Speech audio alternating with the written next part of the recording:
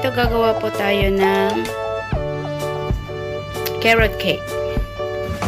So, yung ating 3 cups of cake flour, 3 carrots, 2 eggs. We need 1 teaspoon of salt, 2 teaspoon of baking powder, 1 teaspoon of baking soda, and 1/4 cup of vegetable oil. We need also 1 teaspoon of cinnamon, and I have here 3/4 cups of brown sugar, light brown, and I have here 3/4 cup of milk. We should need sour cream, but since I don't have sour cream, I use fresh milk, and I put 1 teaspoon of white vinegar, so it makes sour cream. Yeah. We need teaspoon of vanilla. So start to make our carrot cake. Yan. Peel off the skin of our carrots.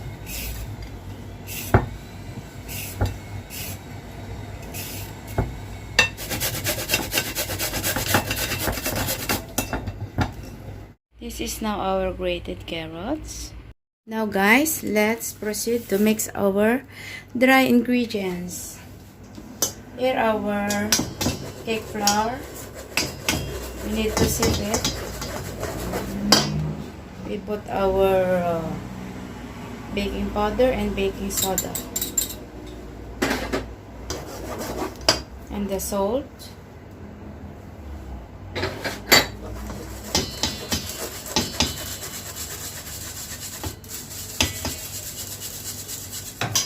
Also our cinnamon.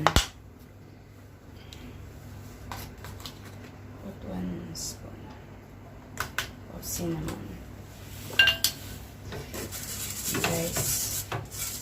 And then look at that. Mayroon siyang buo-buo. And then we're going to add in our sugar.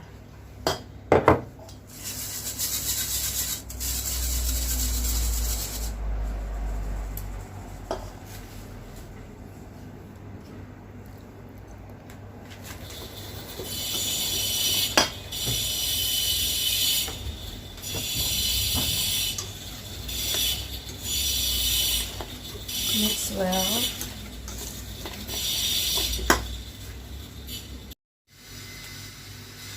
Continue mixing. We now put our sour cream that we made our cooking oil. This is vegetable oil.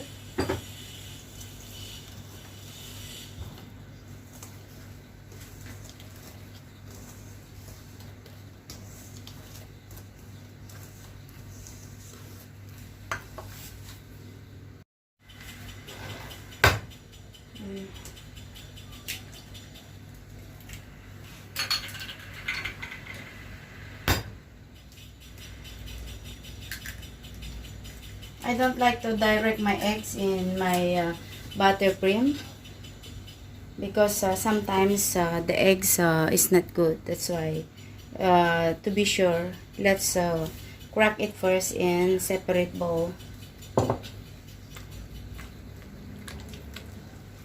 Like that.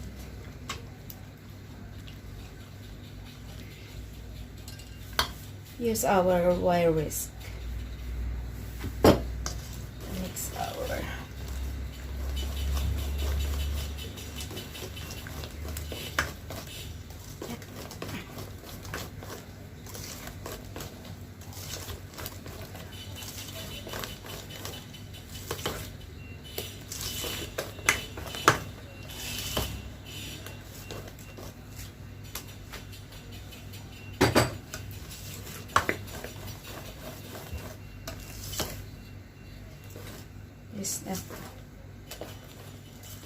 texture of our butter. Now we will add our pure vanilla extract. This is 1 tablespoon, so we'll make it half like this, so that it makes 1 teaspoon.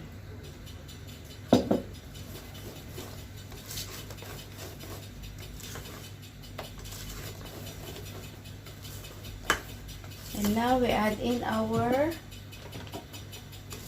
carrots. I like to add more carrots. This is approximately 1 cup or more than.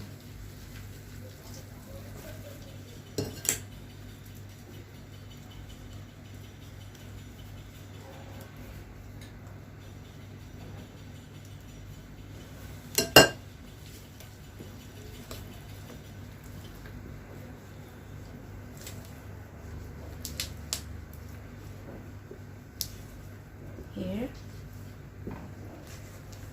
our buttercream is ready.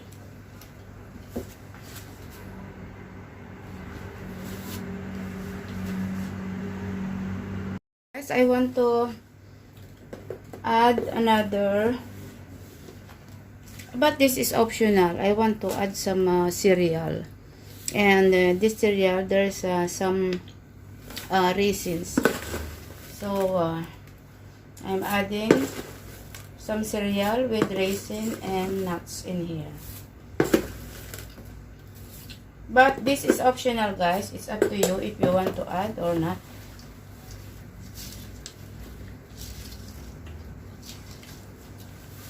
That.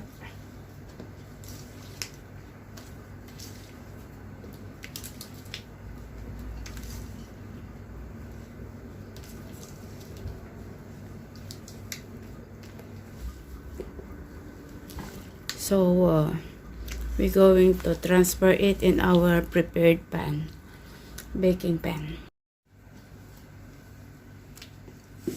I put the parchment paper so that it will not stick, right, guys?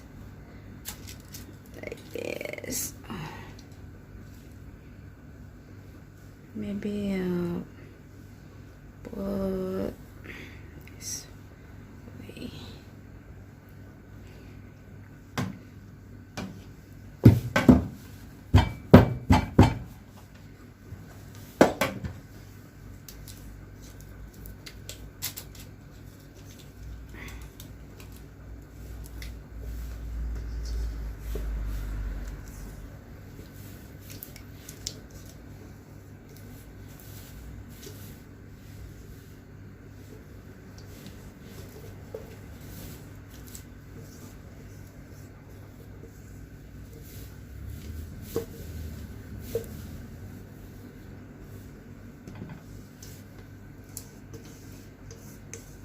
Tap and remove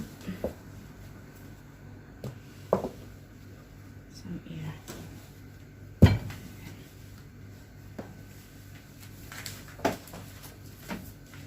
Ready to bake. Ready preheated. And I set it in 180 degrees Fahrenheit. And we will going to bake it for at least 30 to 45 minutes. So 45 minutes, it's over. Let's check our, yes, this is our cake. 2 cakes. Let's check inside. We insert toothpick. If the toothpick inserted comes out clean, that means our cake is already ready. I think so far this is now okay. Yes, see, our cake now is ready. What about the other one? Yep, 45 minutes. Yan, ang aking carrot cake with cinnamon and cereal.